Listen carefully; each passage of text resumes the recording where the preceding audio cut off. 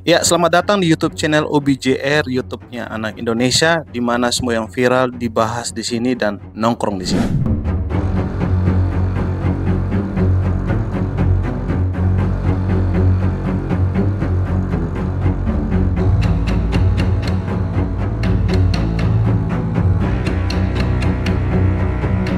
Nah, baru-baru ini Dr. Richard Lee kembali digemparkan di jagat media sosial.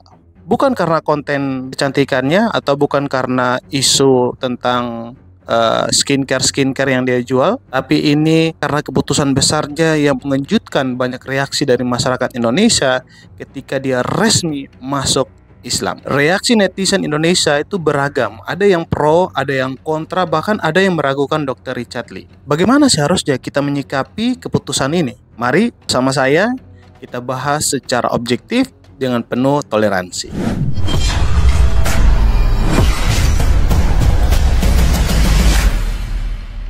Video kali ini datang dari Dr. Richard Lee. Siapa yang nggak tahu Dr. Richard Lee? TikTokers, influencer, dan juga dokter kecantikan. Oke, hal pertama yang saya mau sampaikan kepada teman-teman, mungkin banyak juga di antara kalian yang nonton video saya, itu yang belum kenal Dr. Richard Lee. Karena itu kita kenalan dulu, siapa sih Dr. Richard Lee? Kenapa saya perlu sampaikan? Karena salah satu dari subscriber saya, atau juga istri saya tanya, siapa tuh Dr. Richard Lee? Kok ramai sekali di Instagram beritanya? Saya akhirnya tertarik untuk bahas. Nah, karena itu kita kenalan dulu dengan Dr. Richard Lee ini. Saya punya data yang saya cari dari internet. Pertama, latar belakang dan pendidikan dari Pak Dr. Richard Lee. Namanya itu Dr. Richard Lee Mars AAM, lahir pada 11 Oktober 1985 di Medan, Sumatera Utara. Ia menempuh pendidikan kedokterannya di Universitas Sriwijaya dan meraih gelar magisternya Administrasi Rumah Sakit Mars dari Universitas Respati Indonesia. Selain itu, ia juga memperoleh sertifikasi dari American Academy of Aesthetics, ya, medis. Itu tadi yang titelnya AAM itu, ya. Itu pendidikan dari Dr. Richard Lee. Bagaimana dengan karir dan bisnis dari Dr. Richard Lee yang begitu terkenal ini? Memulai karirnya itu sebagai dokter umum di Sinarmas Group cabang Palembang. Oke. Kemudian ia mendirikan klinik kecantikan Athena. Siapa yang nggak tahu Athena? Pasti banyak yang tahu. Yang kini memiliki beberapa cabang di Indonesia. Melalui platform media sosial seperti YouTube dan Instagram, ia aktif memberikan edukasi tentang perawatan kulit dan program kecantikan yang membuatnya dikenal luas sebagai dokter kecantikan dan influencer.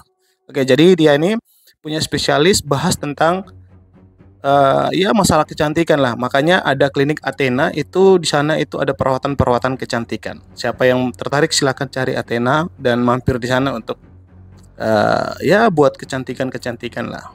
Lalu bukan hanya itu, dia juga punya podcast, ya. Kalau teman-teman bisa cari, dia juga punya podcast, ya, bahas juga tentang kecantikan dan beberapa isu yang beredar di Indonesia. Selanjutnya kita bahas tentang kehidupan pribadi Dr. Richard Lee. Nah, Dr. Richard menikah dengan Dr. Reni Effendi dan mereka dikaruniai 3 anak laki-laki, Jacob Brian Lee, James Kenneth Lee, dan Kenzo Sebastian Lee. Oke, teman-teman, itu anaknya. Kalau ada yang salah dengan namanya boleh di cross check dan komen di bawah karena saya dapat dari internet.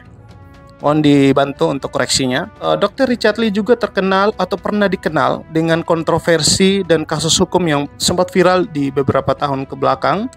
Itu pada tahun 2021, Dr. Richard ini terlibat perseteruan dengan selebriti Kartika Putri. Nah, terkait ulasan produk kecantikan yang dianggap mengandung bahan berbahaya. Kalian boleh cek di Google atau di YouTube, pasti ada beritanya. Kasus ini berujung pada laporan polisi dan penahanan sementara terhadap Dr. Richard. Kalian boleh cek lagi, ya, untuk cross check apakah berita yang saya sampaikan ini tidak benar. Ya, saya mohon maaf karena saya dapatnya juga dari internet, ya. Terakhir, perubahan keyakinan. Nah, jadi Dr. Richard Lee ini sebelumnya itu adalah penganut agama Kristen. Nah, dia pernah diundang di salah satu gereja besar, yaitu di gerejanya Pak Gilbert. Waktu itu mereka kesaksian dan dia bilang dia baru kembali ke gereja setelah sekian lamanya dia nggak pernah ke gereja, dan di sana banyak sekali antusias senang dengan apa yang disampaikan Dr. Richard dalam kesaksiannya di gereja. Nah, jadi dia itu sebenarnya sebelumnya itu agamanya adalah agama Kristen. Dan Dr. Richard Lee ini mengungkapkan bahwa ia telah memeluk agama Islam sejak 2 tahun lalu. Dari viralnya hari ini, bulan ini, dia itu sebenarnya sudah jadi agama Islam itu dari 2 tahun lalu. Nah, berita inilah yang akan kita bahas bersama, yang akan kita ulas tentang perubahan keyakinan dari seorang Dr. Richard Lee. Ya, saya berharap dengan informasi tentang siapa Dr. Richard Lee ini dapat membantu teman-teman bisa mengingat, oh iya ini pernah muncul di feed saya atau pernah muncul di beranda YouTube atau Instagram atau TikTok saya dan Facebook saya, seperti itu. Mungkin ya bisa kembalikan ingatan teman-teman. Oke, sebagaimana topik kita malam hari ini atau hari ini tentang berpindahnya Richard Lee dari agama Kristen ke agama Islam. Karena itu kita coba lihat bagaimana sih kronologisnya Dr. Richard Lee ini masuk Islam. Mari kita lihat. Jadi saya punya catatan yang saya coba ringkas dari beberapa media online di Google. Pertama, kronologisnya seperti ini teman-teman. Boleh kalian ikuti. Pada tanggal 5 Maret 2025, Dr. Richard Lee, seorang dokter kecantikan dan konten kreator ternama di Indonesia ini, secara resmi memeluk agama Islam. Prosesi mengucapkan syahadat ulangnya itu disaksikan oleh Ustadz Dery Sulaiman dan Ustadz Felix Xiao. Ustadz ini sangat terkenal juga di Indonesia dengan banyaknya video-video mereka di YouTube ya. Kalian boleh cek di YouTube sebelah, pasti banyak video di sana. Yang turut menandatangani sertifikat keislamannya. Jadi dua tokoh ini yang hadir dan mendampingi Dr. Richard Lee dan menandatangani ya sertifikat keislamannya bahwa dia itu sah masuk Islam. Nah, kedua, keputusan Dr. Richard Lee untuk menjadi mualaf bukanlah hal yang tiba-tiba. Sebab selama 2 tahun terakhir, menurut perkataan atau informasi yang disampaikan oleh Dr. Richard Lee, ia secara intens mempelajari Islam atau mempelajari tentang hukum-hukum atau agama Islam, termasuk membaca Al-Quran dan mengikuti kajian-kajian keislamannya. Ia ingin memastikan bahwa keputusannya itu bukan karena emosional sesaat, melainkan hasil dari pencarian spiritual yang mendalam melalui 2 tahun yang sudah lewat. Saya pikir bijaksana sekali Dr. Richard Lee, meskipun dia sama-sama Kristen seperti saya. Di atas kepala saya ini ada salib, ntar kameranya. Nah ini, meskipun dia sebelumnya agamanya sama dan ya dia pindah, pasti saya juga kecewa begitu ya. Bukan kecewa sih, lebih kepada ya gitu kan. Tapi saya salut dengan Dr. Richard Lee. Kenapa? Untuk mengambil keputusan itu tidak terburu-buru. Nah, ini hal penting yang kita pelajari. Jadi teman-teman kalau mau mengambil keputusan itu dipertimbangkan dengan matang-matang sampai sudah benar-benar yakin, putuskan. Jadi jangan buru-buru, dipertimbangkan, dipikirkan, direnungkan, dilewati beberapa kali, lalu sudah yakin baru putuskan. Dan ini yang dilakukan oleh Dr. Richard Lee. Dia melewatinya itu dalam jangka waktu yang cukup lama dan akhirnya dia putuskan. Selanjutnya, dalam pernyataannya, Dr. Richard Lee mengungkapkan bahwa semakin ia mempelajari Islam, semakin dirinya merasa kagum dengan ajaran agama tersebut. Oke, jadi 2 tahun tadi itu dia pergunakan untuk belajar Islam. Selanjutnya, setelah resmi memeluk Islam, Dr. Richard Lee menerima banyak tawaran untuk menunaikan ibadah umroh, yaitu ke Mekah atau ke Arab Saudi untuk menunaikan ibadah umroh pertamanya. Jadi banyak yang support ya dari orang-orang yang teman-teman yang beragama Islam yang mensupport, menyambut baik kedatangan atau keputusan dari Dr. Richard Lee. Momen syahadat ulang dan sholat berjemaah pertama dari Dr. Richard Lee bersama Ustadz Dery dan juga Ustadz Felix itu menjadi sorotan di media sosial. Karena apa? Itu sudah menunjukkan dia benar-benar menjadi seorang Islam. Lalu bagaimana reaksi publik dan netizen atas keputusan dari Dr. Richard Lee? sangat beragam, sangat beragam. Teman-teman boleh cek di Instagram Dr. Richard Lee atau Instagram postingan-postingan seputaran keputusan Dr. Richard Lee. Mari kita lihat. Keputusan Dr. Richard Lee untuk memeluk agama Islam telah memicu beragam reaksi di masyarakat Indonesia. Banyak yang memberikan dukungan positif dan mendoakan agar beliau istiqomah dalam keimanannya terhadap Islam. Misalnya pendiri Mualaf Center, ini menurut catatan yang saya dapat, berharap agar Dr. Richard Lee tetap teguh dalam keyakinannya. Itu tokoh atau orang-orang yang mendukung, dan masih banyak yang mendukung keputusan dari Dr. Richard Lee.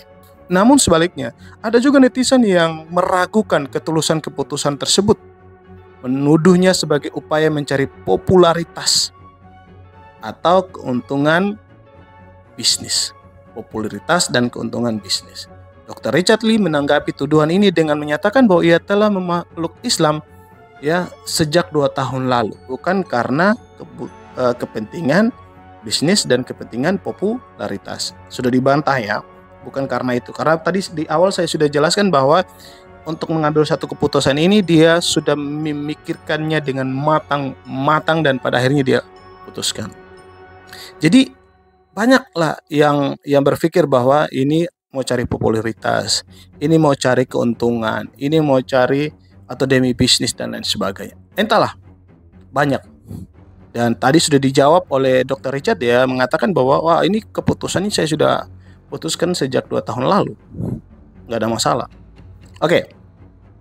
Fenomena perpindahan agama oleh figur publik seringkali menjadi sorotan di Indonesia, memicu perdebatan dan berbagai reaksi dari masyarakat. Hal ini mencerminkan sensitivitas isu agama di Indonesia, di mana keputusan pribadi seperti berpindah agama dapat memicu diskusi yang beragam dan tanggapan dari masyarakat kita di Indonesia. Karena itu, mari kita coba lihat perspektif netral dan sikap toleransi yang perlu kita lakukan. Sebagai negara yang Bhinneka Tunggal Ika. Yang pertama yang saya mau sampaikan adalah keberagaman agama di Indonesia. Ini kita harus perhatikan baik-baik tentang keberagaman agama di Indonesia. Catat baik-baik. Indonesia itu mengakui 6 agama resmi di negara ini. Pertama ada Islam, ada Protestan, ada Katolik, Hindu, Buddha, Konghucu. Kebebasan beragama dijamin oleh konstitusi di Indonesia, khususnya dalam pasal 29 Undang-Undang 1945 yang menyatakan bahwa negara menjamin kemerdekaan tiap-tiap penduduk untuk memeluk agamanya masing-masing dan untuk beribadat menurut agama dan kepercayaannya itu. Jadi negara sudah menjamin. Itu pertama yang kita harus tahu. Yang kedua, sikap terhadap perbedaan. Sebagai negara yang menganut Bhinneka Tunggal Ika dan diakuinya 5 agama di negara ini, sikap yang harus kita lakukan kedua adalah kita harus sadar bahwa sikap terhadap perbedaan itu seperti apa. Nah, sebagai masyarakat yang hidup dalam keberagaman, penting bagi kita menghormati pilihan setiap individu yang ada di negara kita. Setiap orang memiliki hak untuk memilih keyakinannya tanpa rasa takut atau merasa didiskriminasi atau diteror. Sikap saling menghormati, perhatikan baik-baik, sikap saling menghormati dan toleransi adalah kunci untuk menjaga kerukunan dan kesatuan antar umat beragama yang ada di Indonesia. Ini menjadi kunci di mana negara tetangga itu mensegani bangsa kita yang besar ini. Di mana kita yang berbeda agama, kita jadi kuat karena kita saling menghormati dan saling menjaga satu dengan yang lain antar umat beragama. Lalu yang ketiga, prinsip kasih dan kekristenan. Ini karena saya orang Kristen, saya melihat dari perspektif orang Kristen. Apa yang harus kita lakukan sebagai orang Kristen terhadap peristiwa yang terjadi ini? Saya mau punya catatan bahwa seperti ini. Saya ada beberapa ayat yang saya kutip. Nanti tolong dikoreksi kalau keliru. Dalam ajaran Kristen, kasih adalah inti dari semua perintah yang ada di dalam Alkitab. Misalnya, dalam Matius 22 ayat 39, Yesus mengajarkan demikian. Untuk kasihilah sesamamu manusia seperti dirimu sendiri. Kita mengasihi abang kita, bapak kita Dr. Richard Lee, sama seperti kita mengasihi diri kita sendiri. apapun keputusannya, mau buruk menurut pandangan kita, kita harus tetap mengasihi dia. Karena itu menentukan nanti bagaimana respon kita waktu kita komentar di media sosial, memberikan kalimat-kalimat yang menjatuhkan, kalimat-kalimat negatif yang kita kirim. Daripada kita kirim yang negatif, mending kita kirim yang positif. Kita dukung dia dengan pilihannya, karena di iman Kristen itu percaya dengan satu konsep bahwa masalah hubungan kita dengan Tuhan itu urusan kita. Artinya keselamatan itu urusan kita. Kita betul saling mengingatkan, saling menguatkan, tapi ada batasannya. Alkitab juga katakan bahwa kalau orang yang kita tegur itu melakukan kesalahan, kita tegur dia empat mata, face to face. Kita tegur dia berkali-kali, dia tidak mau dengar, kita tegur dia di depan para jemaat. Tidak mau dengar, kita serahkan dia kepada keinginannya. Simple. Intinya tugas kita, dan saya pikir Dr. Richard Lee sudah banyak belajar, apalagi waktu itu dia pernah diundang di gerejanya Pak Gilbert untuk bersaksi di sana. Saya pikir dia sudah banyak kasih masukan banyak, sudah dapatkan nasihat banyak, dan tidak masalah sebenarnya kalau akhirnya dia memutuskan apa yang menjadi pilihannya. Nah, saya lanjut lagi. Selain itu, Roma 12 ayat 18 menasihati kita, sedapat-dapatnya kalau hal ini bergantung padamu, hiduplah dalam perdamaian dengan semua orang. Jangan sampai dengan peristiwa ini kita akhirnya punya perspektif yang salah terhadap orang-orang di sekitar kita.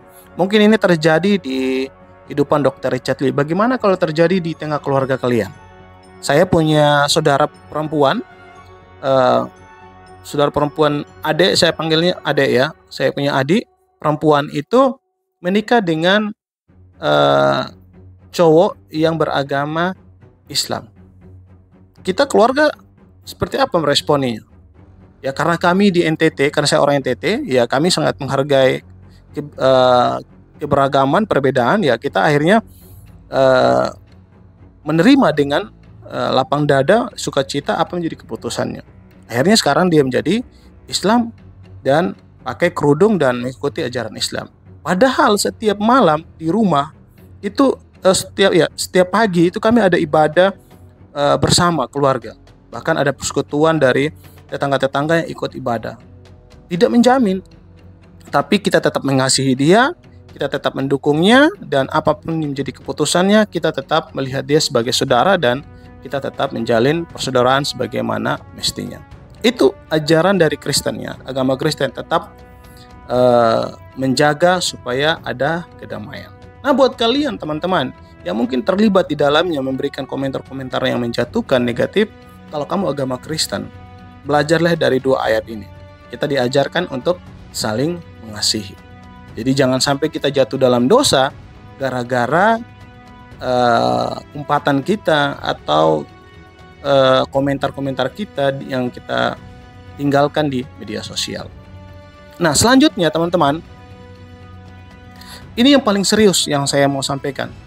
Pandangan atau perspektif saya mengenai berpindahnya Dr. Richard Lee dari agama Kristen ke agama Islam. Daripada kita memusingkan apa yang dilakukan Dr. Richard Lee, yang sebenarnya dia sendiri atau Dr. Richard Lee juga tidak pusing dengan apa yang menjadi omongan masyarakat. Dan itu biasa saja, karena kan mengambil keputusan untuk menjadi agama ini itu, saya pikir itu hak semua orang. Kenapa harus kaget? Kenapa harus gempar?